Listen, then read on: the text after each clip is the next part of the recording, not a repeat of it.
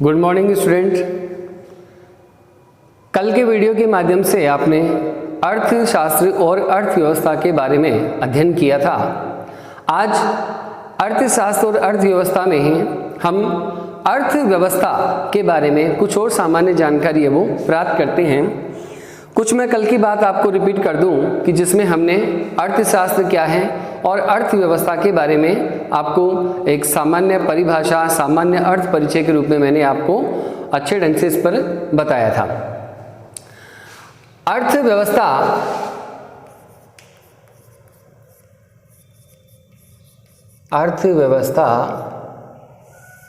क्षेत्र के आधार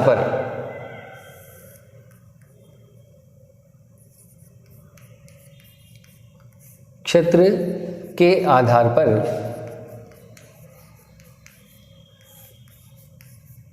क्या है। पूर्व की कई कक्षाओं में आपने इसका अध्ययन किया है, लेकिन हमें इनका पुनः अध्ययन एक बार करना होगा। मैं आपको बताना चाहूँगा कि क्षेत्र के आधार पर अर्थव्यवस्था 3 स्थितियों में बांटी गई है, जिसमें सबसे पहले आते हैं आपका प्राथमिक क्षेत्र,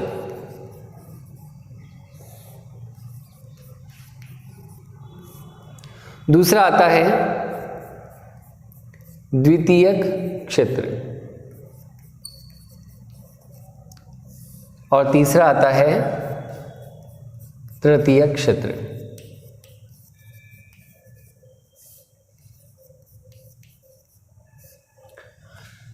प्राइमरी सेक्टर, सेकेंडरी सेक्टर और तृतीयक क्षेत्र, ये 3 प्रकार की स्थितियों में अर्थव्यवस्था का विभाजन है। कैसे? प्राथमिक क्षेत्र जो होता है वो द्वितीय क्षेत्र और तृतीय क्षेत्र। प्राथमिक क्षेत्र जिसमें सबसे पहले हम बात करते हैं कि प्राथमिक क्षेत्र में कृषि, पशुपालन, बागवानी,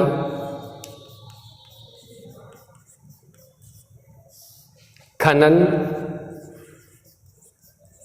मुख्य तौर पे और प्राकृतिक वनस्पति,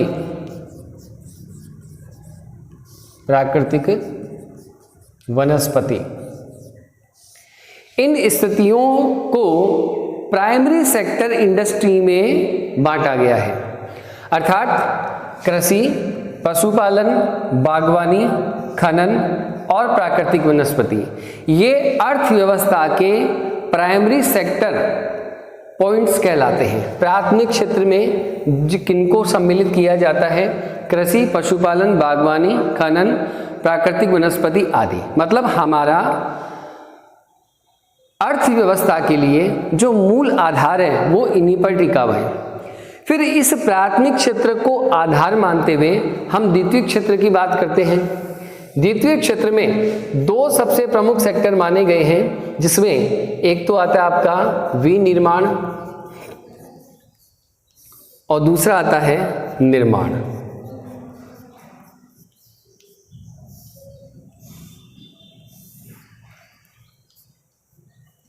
विनिर्माण क्या होता है? यानी रीमैन्युफैक्चरिंग, और ये है मैन्युफैक्चरिंग। विनिर्माण का मतलब होता है कि अब द्वितीय क्षेत्र, एक मैं बात आपको पहले बताना चाहता हूं कि प्राथमिक क्षेत्र यदि आधार है तब ही द्वितीय क्षेत्र कार्य करेगा, और प्राथमिक एवं द्वितीय क्षेत्र ये दोनों एक दूसरे से जुड़े हुए हैं, तब ही तृतीय क्षेत्र कार्य करेगा।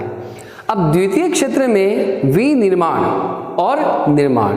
विनिर्माण का मतलब क्या है कि प्राथमिक क्षेत्र से जो भी पदार्थ, वस्तु, कच्ची सामग्री के रूप में हमें प्राप्त होता है, उस कच्ची सामग्री से पुनः किसी वस्तु का निर्माण किया जाए तो उसे क्या कहते हैं? विनिर्माण कहा जाता है। जिसमें हम कह सकते हैं कि मान लीजिए मैंने यहाँ पे लिखा कि कच्चे माल से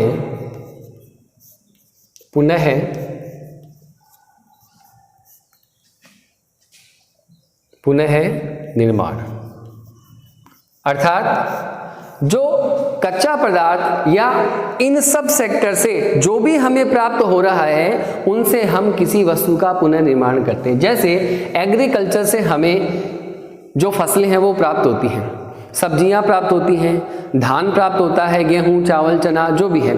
तो इन सब का, जैसे मान लीजिए हमें एक प्रोडक्ट तैयार करना है, क्या, बिस्किट। तो बिस्किट तैयार करने के लिए कच्ची सामग्री क्या होगी, कृषि से, मतलब गेहूं, और गेहूं से क्या बना जाएगा, आटा, और आटे और मैदे को मिला करके बिस्किट तैयार किया जाता है। तो इसी प्रकार से अन्य जो भी मान लीजिए पशुपालन है, बागवानी है, खनन है, ठीक है, और प्राकृतिक वनस्पति, जड़ी बूटियां भी होती हैं। आपका हमारा जितना भी दवा बनाने का, चाहे वो एलोपैथिक हो, होम्योपैथिक हो, आयुर्वेद हो, ये सब के सब हमारे किस में आते हैं, प्राथमिक क्षेत्र में। अब उनसे हम क्या करते हैं, दवाओं का निर्माण करते हैं, तो वो विनिर्माण में आ जाता है, यानी द्वितीय क्षेत्र। अर्थात द्वितीय क्षेत्र या विनिर्माण तभी होगा जब प्राथमिक क्षेत्र और उसमें उपलब्ध स्थितियों को सही प्रकार से दोहन किया जाए और सही प्रकार से उनको प्राप्त किया जाए। फिर आता है निर्माण। यह है सीधा बड़े स्तर पे किसी इकाई या व्यवस्था की रचना करना या इसका निर्माण करना। जैसे फॉर एग्जाम्पल सड़कों का निर्माण करवाना, सड़क बनाना, बांध होते हैं, बड़े बड़े बांध बनाए जाते हैं, ठीक है, पुल बनाए जाते हैं, नहरों का निर्माण किया जाता है, या इस प्रकार के और अन्य गतिविधियों को बढ़ाना जिससे राष्ट्र का विकास हो और राष्ट्र की जो आर्थिक गतिविधि है वो आगे से आगे बढ़ती जाए। तो इन निर्माण क्षेत्र में अब जैसे देश भर में हमेशा कहीं न कहीं राष्ट्रीय राजमार्ग है, राज्य मार्ग, राजमार्ग है, ग्रामीण क्षेत्रों की जो सड़कें हैं वो बनाई जाती हैं। अब इनसे हजारों लोगों को रोजगार मिलता है, बांध का निर्माण होता है, बड़े बड़े डैम बनते हैं, बिजली उत्पादन के लिए बांधों का निर्माण किया जाता है, पुल बनाए जाते हैं यातायात के लिए, यानी पूरी परिवहन व्यवस्था आ गई। फिर आता है नहरों का निर्माण किया जाता है। तो इन सब से रोजगार भी उपलब्ध होता है और राष्ट्र का निर्माण भी होता है और राष्ट्र की व्यवस्था भी आगे बढ़ती है। तो द्वितीय क्षेत्र में क्या आया, विनिर्माण और निर्माण, ये दो प्रमुख स्थितियां वो बताई गई हैं। फिर बात करते हैं हम तृतीय क्षेत्र में, यानी थर्ड सेक्टर इंडस्ट्री। तृतीय क्षेत्र मूल क्या है, तृतीय क्षेत्र जो है वो प्राथमिक एवं द्वितीय क्षेत्र से प्राप्त होने वाली समस्त आवश्यक स्थितियां जो भी व्यक्तिगत जीवन के लिए, सामाजिक जीवन के लिए, राष्ट्र के लिए, तो उनको पुनः अपने अपने गंतव्य स्थलों तक सहयोग के रूप में, एक सहायक के रूप में व्यवस्थित करने के लिए जिस क्षेत्र की सबसे आवश्यकता होती है वो क्या कहलाता है, तृतीय क्षेत्र कहलाता है। अर्थात जैसे मान लीजिए कि हमें कच्चा माल यहाँ से मिला, हमें फिर वस्तु का हमने निर्माण करवाया, तो इसका निर्माण करने के पश्चात जो उपभोक्ता है, व्यक्ति या समाज इसकी आवश्यकता या मांग करेगा, तो उस तक ये वस्तुएं उपलब्ध करवाने के लिए या उसकी ज़रूरतों को पूरा करने के लिए तृतीय क्षेत्र की आवश्यकता होती है। अथवा यूं भी कह सकते हैं कि बिना तृतीय क्षेत्र के प्राथमिक एवं द्वितीय क्षेत्र द्वारा उपलब्ध करवाई गई जो भी वस्तुएं या जो भी स्थितियां हैं वो बिना तृतीय क्षेत्र या इसकी सहायकों के बिना कार्य नहीं कर सकती। तो अब तृतीय क्षेत्र में क्या आता है, तृतीय क्षेत्र में जैसे बैंक, बीमा, भंडारण, संचार आदि। अब बैंक से हमें क्या मिलता है, मुद्रा। अब बैंकों के द्वारा दिए जाने वाले मौद्रिक जो ऋण होते हैं उन ऋणों से बड़े बड़े निर्माता जो होते हैं वो निर्माता वस्तुओं का निर्माण करते हैं, कच्ची सामग्रियों को प्राप्त करते हैं, वो राष्ट्र से ही वे प्राप्त करते हैं, हो सकता है उनका आयात भी किया जा सकता है और निर्माण भी करते हैं। तो इन सब में बहुत बड़ी लागत आती है। तो इस लागत को मुद्रा के रूप में कहाँ से प्राप्त किया जाता है, बैंक के माध्यम से प्राप्त किया जाता है। फिर उसके बाद में आती बीमा। वर्तमान में हम देख रहे हैं कोई भी कार्य वो बिना सुरक्षा के नहीं किया जाता है, अर्थात जोखिम सबसे ज्यादा हो गई है और जोखिम की सुरक्षा का कवच एकमात्र क्या है, इंश्योरेंस है, जिसके बारे में आप सभी जानते हैं। आज का जो भी व्यापार है, व्यवसाय है, जो भी स्थितियां हैं, वो बिना इंश्योरेंस के नहीं की जाती हैं। इसलिए बैंक और बीमा ये दोनों महती आवश्यक है। फिर बात आती है भंडारण की। एक और मैं यहाँ लिखता हूँ परिवहन, ट्रांसपोर्टेशन, ये सबसे जरूरी हो गया, क्योंकि बनाई गई वस्तुओं को गंतव्य स्थलों तक पहुंचाने का सबसे जो सरल माध्यम है, सबसे मुख्य जो माध्यम है, वो क्या कहलाता है? परिवहन कहलाता है, यानी ट्रांसपोर्टेशन। इससे पहले क्या आएगा? भंडारण। अब भंडारण क्या है? भारत जैसे विशाल आबादी वाले जनसमूह में इतनी बड़ी जनसंख्या की आवश्यकताओं को पूरा करने से साथ साथ हमें उन आवश्यक वस्तुओं का भंडारण करना भी जरूरी होता है। जैसे आपने अभी देखा कि अभी कोरोना काल, कोविड-19 के दौरान सरकार के द्वारा आवश्यक वस्तुओं और सामग्रियों को देश के पात्र परिवारों को, जनता को उपलब्ध करवाने के लिए अपने भंडारण का उपयोग किया गया। क्योंकि हमारी कोई भी जो सरकार होती है, हम अपने घरों को में भी लेके देखते हैं, हमारे घरों में भी बहुत सी आवश्यक वस्तुओं का क्या होता है, हम भंडारण करके रखते हैं। जैसे रोज़मर्रा के जीवन में काम आने वाली वस्तुएं, गेहूं है, राशन है, हम 15 दिन का, 1 महीने का ये संग्रह करके रखते हैं, ताकि ज़रूरत पड़ने पर हमें किसी प्रकार की कठिनाई का सामना नहीं करना पड़े।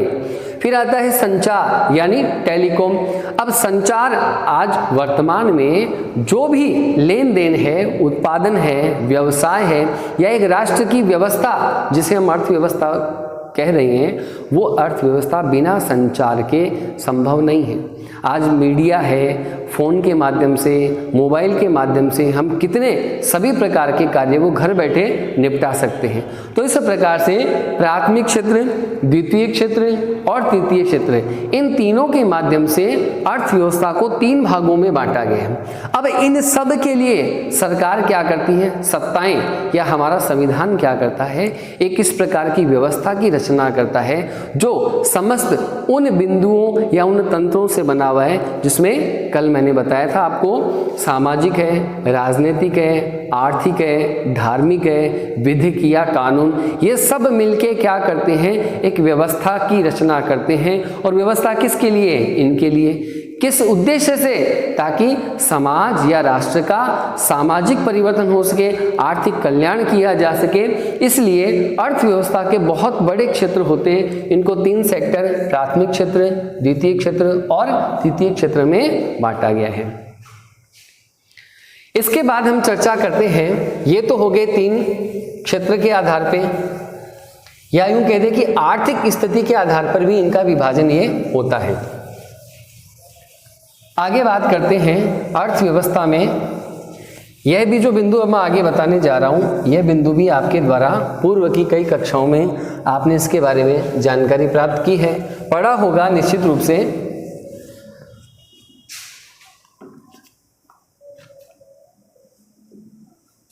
इसमें आता है कार्य प्रणाली। अर्थव्यवस्था कार्य प्रणाली के आधार पर, अर्थव्यवस्था की कार्य प्रणाली के प्रकार। कल हमने बात की थी अर्थव्यवस्था के बारे में कि किसी राष्ट्र द्वारा अपने नागरिकों की सामाजिक आर्थिक स्थिति में सुधार करने के उद्देश्य से मनुष्य के लिए उपलब्ध जो भी संसाधन है, उन संसाधनों की योजना या नियोजन करते हुए अर्थ या धन को केंद्र में रखकर जो व्यवस्था बनाई जाती है उसे क्या कहते हैं? अर्थव्यवस्था कहते हैं। और अर्थव्यवस्था, अब उस अर्थव्यवस्था की कार्य प्रणाली क्या होती है, उस कार्य प्रणाली की आज हम चर्चा करते हैं। सबसे पहले आता है इसमें पूंजीवादी व्यवस्था। पूंजीवादी अर्थव्यवस्था। सेकंड नंबर आता है समाजवादी अर्थव्यवस्था। समाजवादी अर्थव्यवस्था।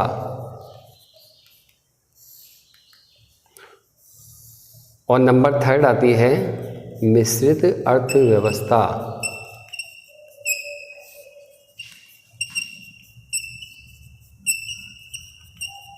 Mixed economy.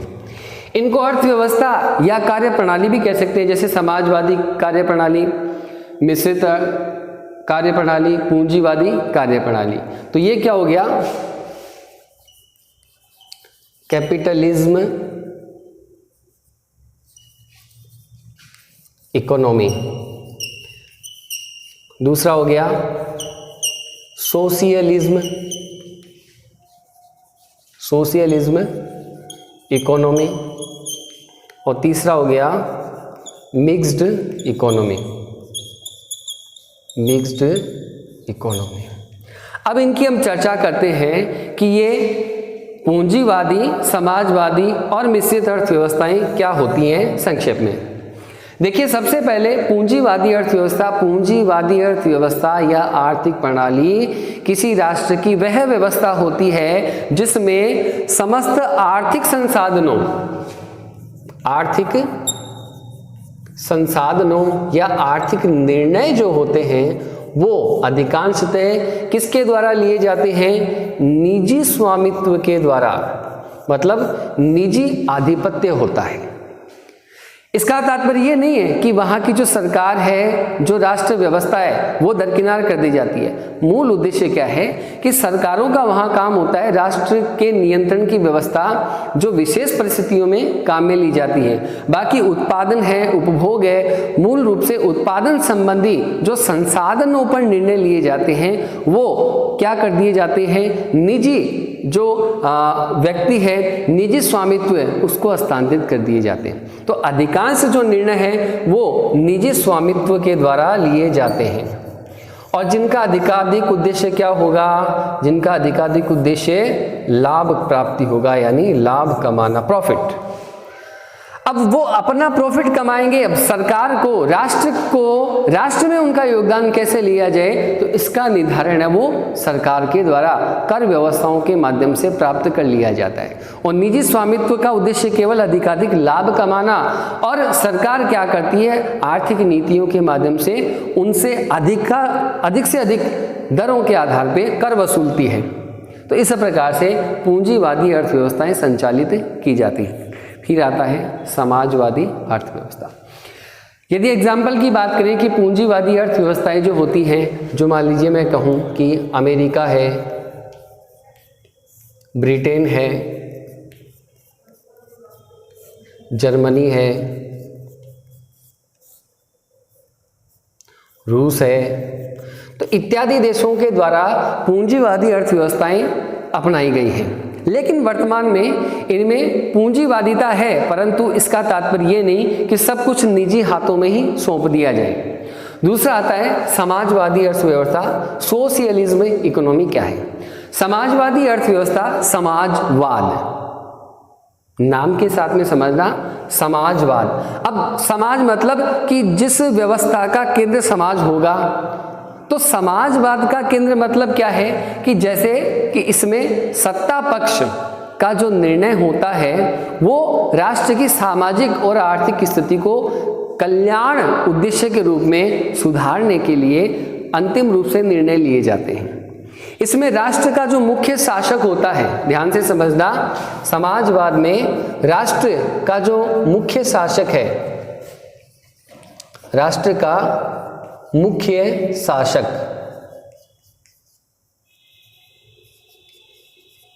उसके द्वारा आर्थिक निर्णय लिए जाते हैं। और वो आर्थिक निर्णय जिससे सामाजिक व्यवस्था बनी रहे, सामाजिक व्यवस्था आगे से आगे बढ़े, और किस प्रकार से उत्पत्ति के जितने भी उत्पादन के संसाधन का बंटवारा कैसे होगा, उस पर जो अंतिम निर्णय है वो उस व्यक्ति का ही होता है। और उस व्यक्ति के द्वारा जो दी गई व्यवस्थाएं होती है वो समस्त नागरिकों को माननी ही होगी, चाहे वो जनमत के द्वारा चुनी गई सरकार हो, परंतु वहाँ व्यवस्था इसी प्रकार से होती है कि वो समाजवादी है। तो उसका मतलब ये है कि वो निर्णय इस प्रकार से बनाए जाते हैं कि जिसमें आर्थिक पक्ष जो होगा, उत्पादन से संबंधित, संसाधनों से संबंधित, उन पर अधिकांश निर्णय राष्ट्र के मुखिया शासकों का होगा, ना कि निजी स्वामित्व होगा। परंतु इसका मतलब यहाँ पर ये नहीं कि निजी स्वामित्व कार्य नहीं करेगा, निजी व्यक्ति अपने जो उत्पादन है, उद्योग है, फर्म, उनका संचालन नहीं कर सकते, उनको पूर्ण स्वतंत्रता दी जाती है, परंतु उनका जो उत्पादन के संसाधनों का जो बंटवारा है, उनका निर्धारण करना है, ये कार्य किसका होगा? सत्ता व्यवस्थाओं का होगा, यानी सत्ता केंद्रित हो जाते हैं। फिर आता है, अब इसमें यदि एग्जाम्पल की बात करें तो सबसे बड़ा एग्जाम्पल हमारा ही पड़ोसी देश है, कौन? चीन। तो चाइना, चीन है, वियतनाम है, और भी कई देश है। तो ये क्या है? समाजवादी व्यवस्था वाले राष्ट्र हैं, या यूं कहें एक प्रकार से इनको तानाशाह भी कहा जाता है। फिर तानाशाह का मतलब ये नहीं कि वो अपने नागरिकों को परेशान करते हैं या राष्ट्र का कोई आर्थिक हित उद्देश्य नहीं बढ़ने से उसको रोकना चाहते हैं। उसमें समाजवाद का मुख्य केंद्र बिंदु सत्ता हो जाती है और अधिकांश उत्पत्ति के निर्णयों पर सत्ता का ही आधिपत्य रहता है। फिर आती है मिश्रित अर्थव्यवस्था, जो वर्तमान की सबसे महती आवश्यकता है। वर्तमान में हम देख रहे हैं दुनिया के अधिकांश देश लोकतंत्र से जुड़े हुए हैं और भारत इसका सबसे बड़ा उदाहरण है। हमारी देश की अर्थव्यवस्था है वो मिश्रित अर्थव्यवस्था है। क्यों? जैसे जैसे पूंजीवादी और समाजवाद इन दोनों की समस्याएं बढ़ती गई तो इन समस्याओं का समाधान किसमें किया गया? मिश्रित अर्थव्यवस्था में किया गया। मिश्रित अर्थव्यवस्था में राष्ट्र प्लस समाज, ये दोनों मिलकर क्या करते हैं? राष्ट्र के आर्थिक कल्याण उद्देश्य हित के लिए कार्य करते हैं या उसकी व्यवस्था बनाते हैं। जैसे हमारे यहाँ लोकतंत्र है, जनता के द्वारा चुनी हुई सरकार होती है, परंतु वो एक 5 साल के बाद में या एक निश्चित अवधि के बाद में उसमें परिवर्तन होता है। यदि जनता उसको स्वीकार नहीं करती है, जनता से आपने जो वादे किए थे राष्ट्र कल्याण के लिए, जनता के हित के लिए, यदि इन वादों को पूरा नहीं किया जाता है तो राष्ट्र का आर्थिक कल्याण या सामाजिक कल्याण नहीं होता है। तो ऐसे में मिश्रित अर्थव्यवस्था का सामान्य तात्पर्य क्या है कि ऐसी आर्थिक प्रणाली या व्यवस्था जिसमें पूंजीवादी एवं समाजवादी अर्थव्यवस्थाओं का संयुक्त मिश्रण देखा जा सके। तो इसे क्या कहते हैं? मिश्रित अर्थव्यवस्था या मिक्स्ड इकोनॉमी कहते हैं। हमारा भारत देश इसका सबसे बड़ा उदाहरण है। दुनिया में मिश्रित अर्थव्यवस्था वाली जहाँ भी बात आती है तो भारत का उदाहरण ही दिया जाता है, जहाँ पे लोकतंत्र भी है, यानी राष्ट्र का तात्पर्य यहाँ पे क्या है कि सत्ता जो केंद्रित है, जो राष्ट्र के मुख्य नीति निर्माता हैं, जिनको हमने अपना अमूल्य वोट देके चुना है, जो भारत के लिखित संविधान के आधार पे, उसके दिशा निर्देशों के आधार पे राष्ट्र की व्यवस्थाओं को बनाते हैं, तो उसमें कहीं ना कहीं समाज का भी योगदान होगा कि समाज राष्ट्र के आर्थिक कल्याण में क्या अपेक्षा रखता है, समाज की भूमिका क्या होगी, तो उसको भी साथ में रखते हुए जो आर्थिक निर्णय लिए जाते हैं, तब जो व्यवस्था बनती है उसे मिश्रित अर्थव्यवस्था कहते हैं। तो इस प्रकार से आज हमने 2 टॉपिक पे चर्चा की अर्थव्यवस्था की। एक तो अर्थव्यवस्था के क्षेत्र जिसमें प्राथमिक, द्वितीयक और तृतीयक, और तीसरा है आर्थिक प्रणाली यानी कार्य प्रणाली के आधार पर अर्थव्यवस्था का विभाजन कैसे है।